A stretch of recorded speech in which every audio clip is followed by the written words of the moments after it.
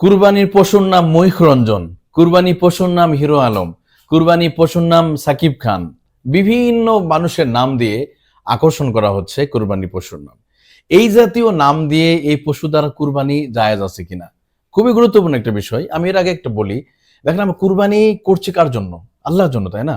আল্লাহকে রাজি খুশি করার জন্য কুরবানি করছি।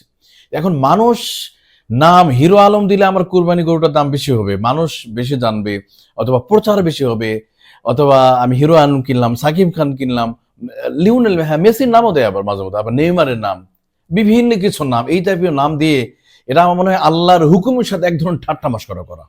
এটা তো কুরবানি আল্লাহর জন্য করছি।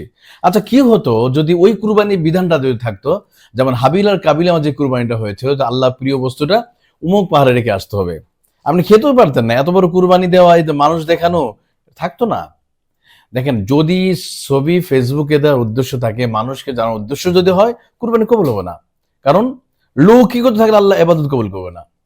যেমন রাসূল হাদিস আছে, রাসূল হাদিস, মান সাল্লা ইউরানি ফাকাদ আশরাকা ওমান সামা ইউরানি ফাকাদ আশরাকা।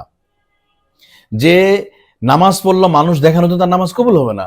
যে রোজা করল, ওমান তাসাদ্দাকা ইউরানি ফাকাদ আশরাকা, যে মানুষ আমাকে নামাজি বলবে, দানবীর বলবে, এই জন্য আমি দান করলাম, তো তার কবুল হবে না।